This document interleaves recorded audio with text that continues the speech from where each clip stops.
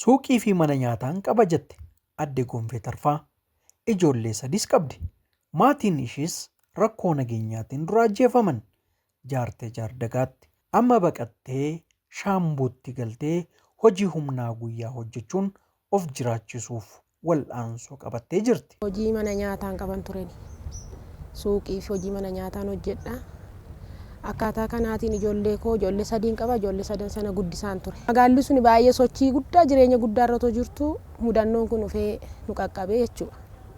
Erga mudannoon kun nu qaqqabee immoo ta'iin kun yeroo ta'u sanatti immoo halkaniif guyyaa baanee ufnee godinatti galleecha.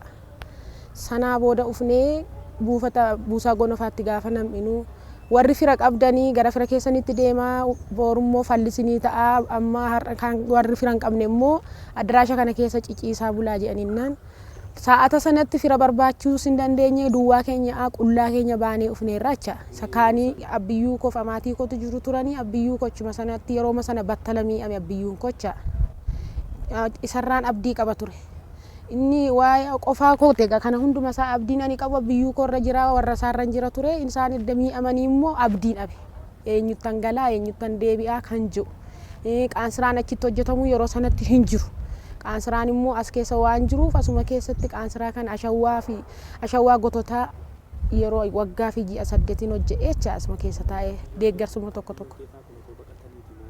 manumatti jaarsii fi jaartiin humna dhabaninnaan dhiisnee baqannee nuti. Sababa kanaatti jaartiin miilli ishee naafa waan taateef hin adeemtu jaarsi immoo jaartii koo biraa hin hafuu jedhee ishee qabatee ture. Achitti immoo jaarsi hin argasiin agaasii sanaa booddee waan ta'aa jiru ta'iin kun hin odeessa namni kun kan jedhan irraan kan ka'an isaan iddoo manni jaartii qabatee jiru sanatti jaarsa sana ajjeesanii echaasan. Jaartiin immoo erga sanaa booddee duute waan xiqqoo tasgabbii booddee duute isheen. Amma kanaa booda addeen ijoollee koo kana sanitti laa'uu hin qabu. Bakka itti deebi'ee akka durii kaleessaatti baajjenni hin jiru. Deebi'uun nan dandeessisiisu. Haalli amma jirus bareedaa miti. Ammayyuu wantichi jijjiiruu kun sirrii miti waan ta'eef ammas rakkinatti hin deebi'u kan jedhu yaadeen bakka asuma keessatti qaansiraan as keessa jira. Wayyaa miicee jiraachuu nan danda'a. Qoraan gurguree jiraachuu nan danda'a. Biyya sabni jiru biyya beekaan jiru nu wayya jeen. Akkuma kanaatiin ijoollee koo barsiifachaa jiraachaa. Qabeenyi koo tokkoyyuu wanti naa ba'e tokko hin jiru. Uffanniyyuu waan uffannee hin qabnu asitti uummata shaambuutu wayyaa nutti lallaate yeroo sanaaf jecha akka har'a lafa qabannee hundasaa barre miti. Yeroo sanatti baay'ee wantillee waa tokko qabachuuf waan amma hin dandeenyetti taaneera nuti. Isaan ijoolleen obbolaan koo suni tokko Gonfaan Koosaa jedhama. Tokko Haftaamuun Koosaa jedhama. Inni tokko immoo Morkaa Kuunchee jedhama jecha. Ijoolleen sun jecha maatii isaanii akka tasaatti kan badan isaan. Kanaan dura warrumti amma har'a nageenyi kun akkasittiin boora'ee kun mataan isaa yeroo dura wajjin mana tokko akka maatii tokkotti wal wajjin jiraachaa turre nuti. Akka orma kan wal je'ee wal ilaaleeru tokkoyyuu hin jiru. Yeroo sanatti jecha yeroo sanatti jaalala guddaatu jira, tokkummaa gaariitu jira.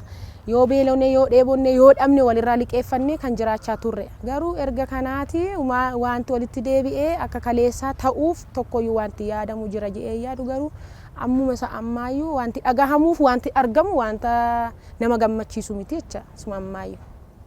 Haalli amma nuti keessa jirru kun immoo amma jireenya jennee bakka oliif gadi gabaatti deebinee injiraatama jennee itti karoorsinee yeroo waa tokko argannuttis ittiin of gargaarree abdii maan jiraachaa jirra jechaas amma sagayoo. Amma nuti yeroo wayyaa mana 2-3 faa miicinu qabna birrii 500 yerootti qoraanaan dheefinnee ganama halkan sa'aatii 12tti gurgurannee yoo qaansira argannus akkaataa kanaatti tirfi gizee keenyatti waanuma akkasii hojjennee jiraan. Ijoollee 2 barsiifachaa jira. Inni jalqabaa garuu mucaanni duraa alatee garuu amma qaansira hojje'ee man si gargaara malee barumsa kana boodaan itti fufajee akkasumatti na bukkee jira jecha. Qabeeyani fakkeenyaaf ijoolleen karaa kan wasiila koo kan obbolootatti naa oolan kan na biraatii otoo horii oofanii kan du'an ijoollee 3 kan maatii isaanii gaggeessatanii jecha otoo baqachaa jiranii isaan achumatti hafani. Kan mirgarraa achi nagaadha jedhame to biyyatti deebinee inni daldalee inni qotee hundu wal qixxummaatiin otoo gara mana isaatti deebi'ee gaarii natti fakkaata akka biyya ufiif akka qe'ee ufii hin jiru.